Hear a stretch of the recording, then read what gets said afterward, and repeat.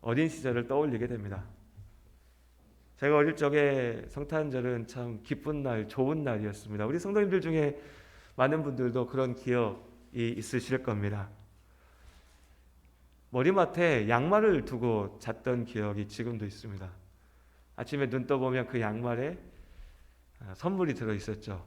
생각해보면 별거 아니었어요. 뭐 껌, 뭐 사탕 같은 것들, 좀 그런 자잘한 간식거리들이 그 양말에 들어있었던 것 같습니다. 그런데 그게 그렇게 좋았습니다. 지금까지 기억날 정도로.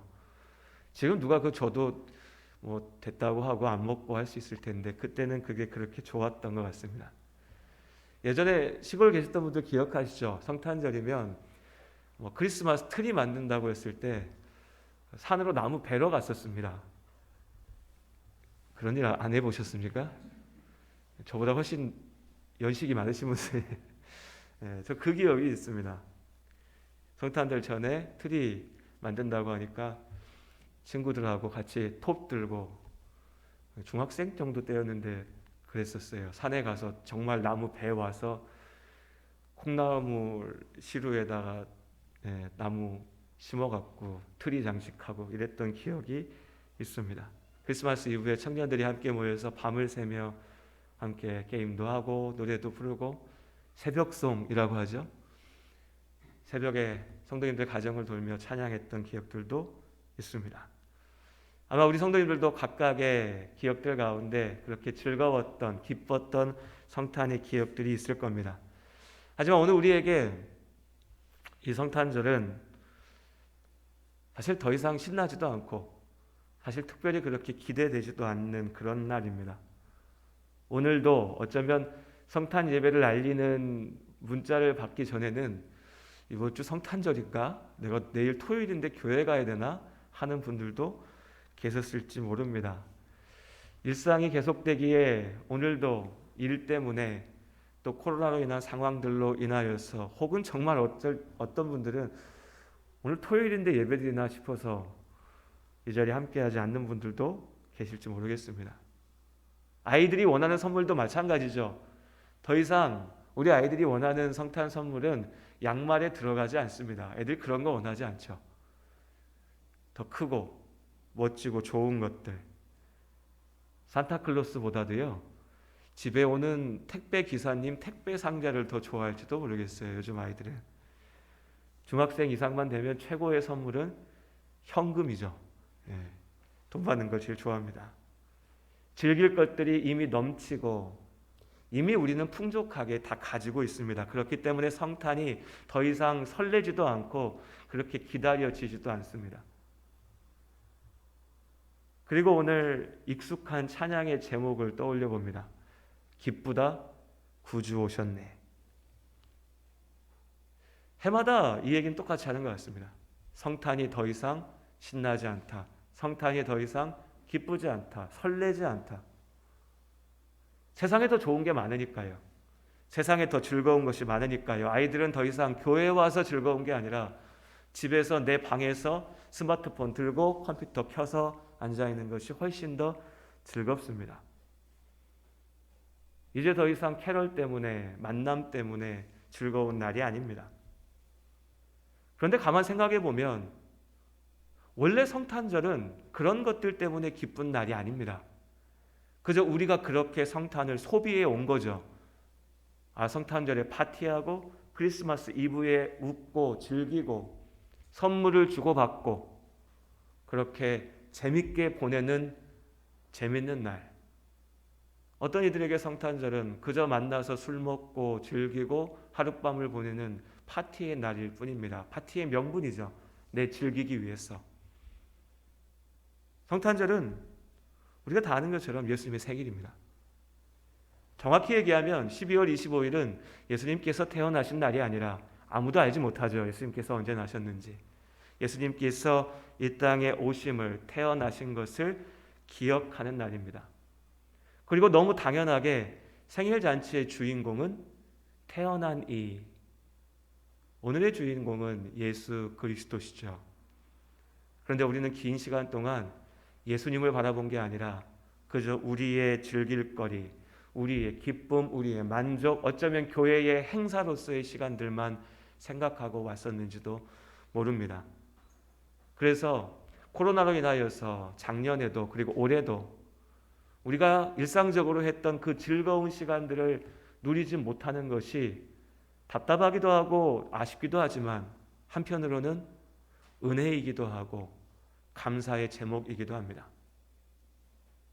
우리는 성탄을 기뻐합니다.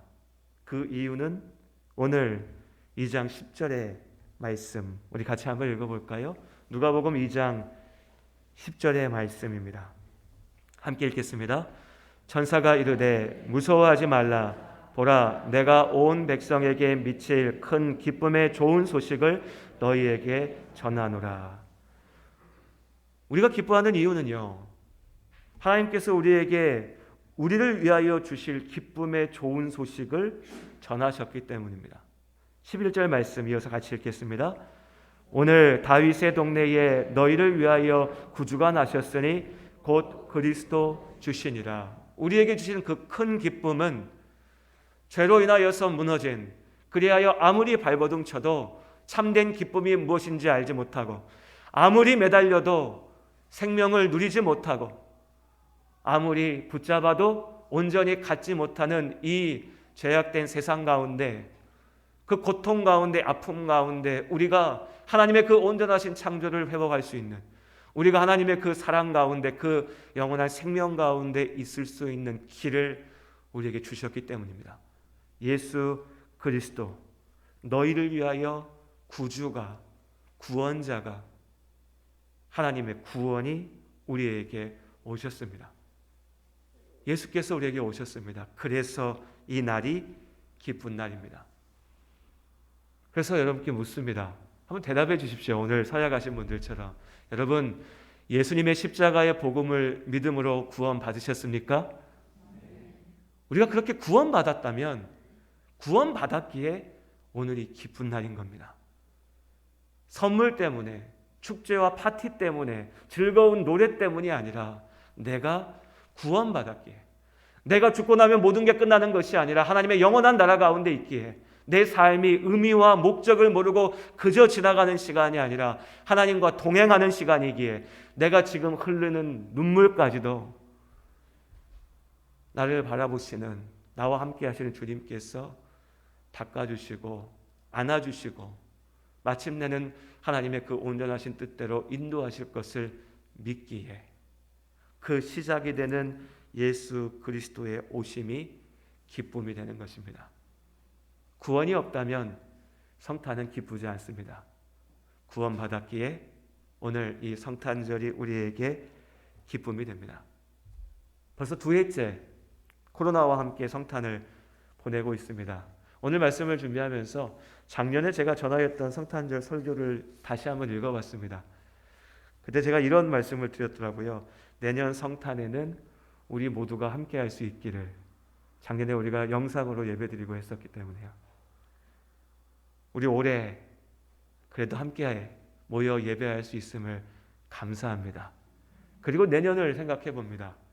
이제는 섣불리 말 못하겠습니다. 내년에 마스크를 벗을 수 있을까요? 글쎄요, 누가 알겠습니까?